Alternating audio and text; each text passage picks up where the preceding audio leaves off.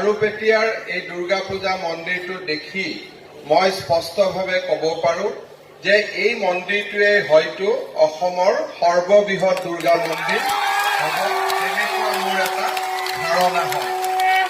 কৰবাত যদি মই নোযোৱাকৈ ইমান ডাঙৰ মন্দিৰ আছে মই ক'ব নোৱাৰো, কিন্তু মই দেখাৰ ভিতৰত হয়তো হ'ব পাৰে অসম ইমান ডাঙৰ স্থান, কোনোবা জেগাত হয়তো মই যোৱা নাই, 24,000 গাঁও আছে অসমত।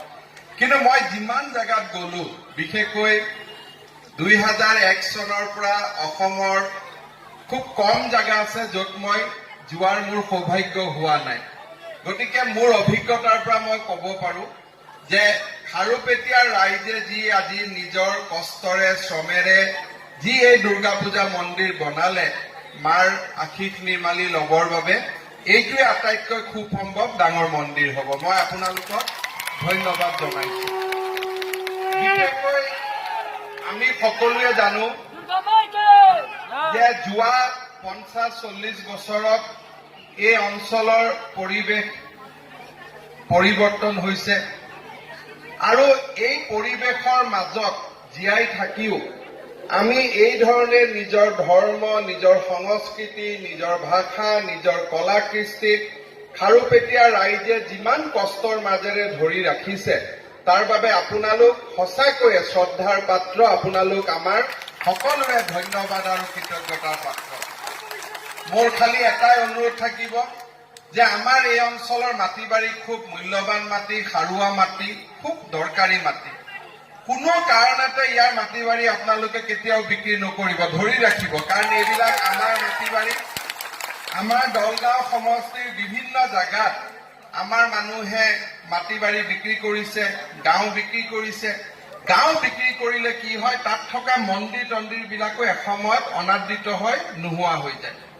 আজি মোৰ মনত আছে যে বৰপেটাৰ কিছু জাগাত মোৰ যোৱাৰ মই গৈছিলো। সেই অঞ্চলবিলাকত এসময়ত দাস, কলিতা, ঘোষ, চক্ৰৱৰ্তী এই ধৰণৰ মানুহ বাস কৰিছিল।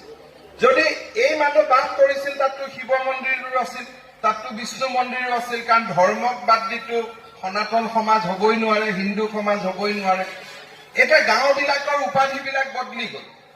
যেতিয়া উপাধি বদলি গ'ল তেতিয়া মন্দিৰবিলাকতো বদলি গৈছে, কাৰণ কোনোতো তেনেকুৱা ধৰণৰ মানুহে তাতেতো মন্দিৰ থাকিব নোৱাৰে।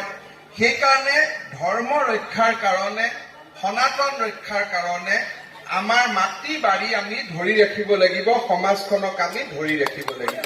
সেইকাৰণে মই আপোনালোকক আহ্বান জনাম যে চৰকাৰ আপোনালোকৰ, এতিয়া সংখ্যাৰ কথা নাই, সংখ্যা য'ত ক'বাত ডাঙৰ ক'বাত বেছি, কিন্তু আপোনালোকে কৌৰৱ পাণ্ডৱৰ যুদ্ধৰ মনত আছিলে যে কৃষ্ণই দুৰ্যোধনক ক'লে যে তুমি মোৰ গোটেই সৈন্য লৈ যোৱা, আৰু অৰ্জুনে ক'লে যে মোক অকল কৃষ্ণ তোমাক লাগে, যুদ্ধ কৰিব নালাগে, খালি ৰথত বহি থাকিলে হ'ল।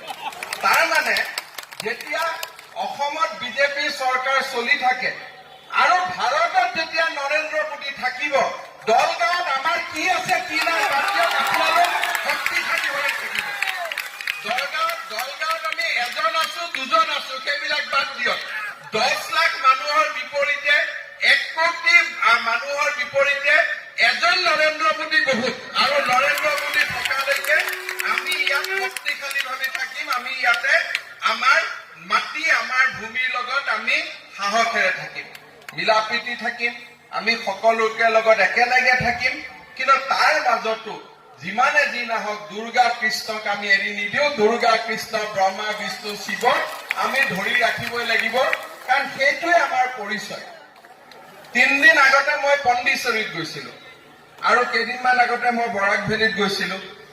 আজিকালি আমাৰ সমাজখন, কোনোবাই কয় মই বঙালী হিন্দু, কোনোবাই কয় মই অসমীয়া হিন্দু। আজি এটা দুৰ্গা পূজা মন্দিৰত বহি আমাক কি মন্ত্ৰ গলে, যিবিলাক দুৰ্গা গোসাঁনীৰ মন্ত্ৰ গালে,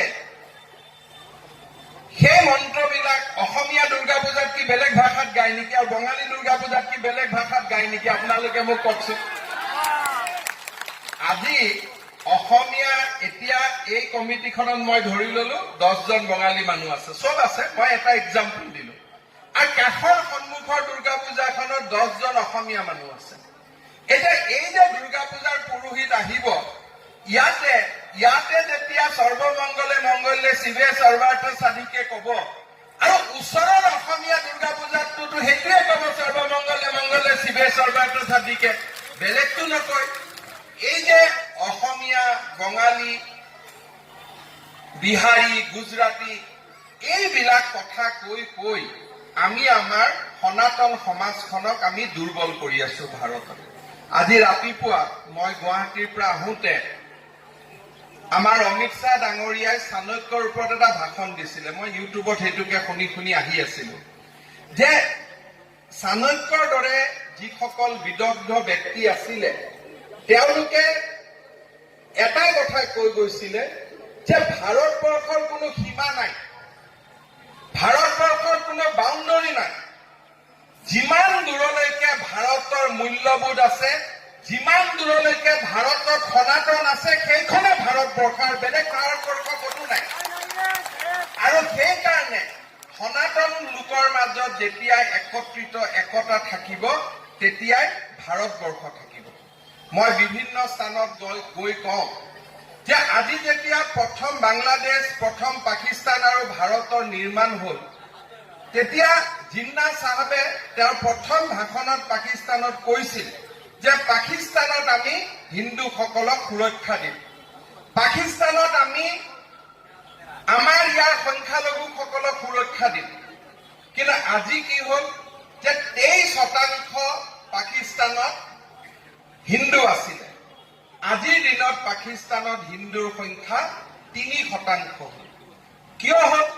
যেতিয়া বাংলাদেশৰ সৃষ্টি হৈছিলে তেতিয়া মুজিবুৰ ৰহমান চাহাবে কৈছিলে যে বাংলাদেশখন ধৰ্ম নিৰপেক্ষ হ'ব। কিন্তু তাৰ পিছত বাংলাদেশখন ধৰ্ম নিৰপেক্ষৰ জাগাত ইছলামিক ৰাজ্য হ'ল আৰু পাকিস্তানো ইছলামিক ৰাজ্য হ'ল। ইছলাম ৰাজ্য যেতিয়া হ'ল লাহে লাহে হিন্দুৰ সংখ্যা কমি কমি গৈ থাকিলে। কিন্তু ভাৰত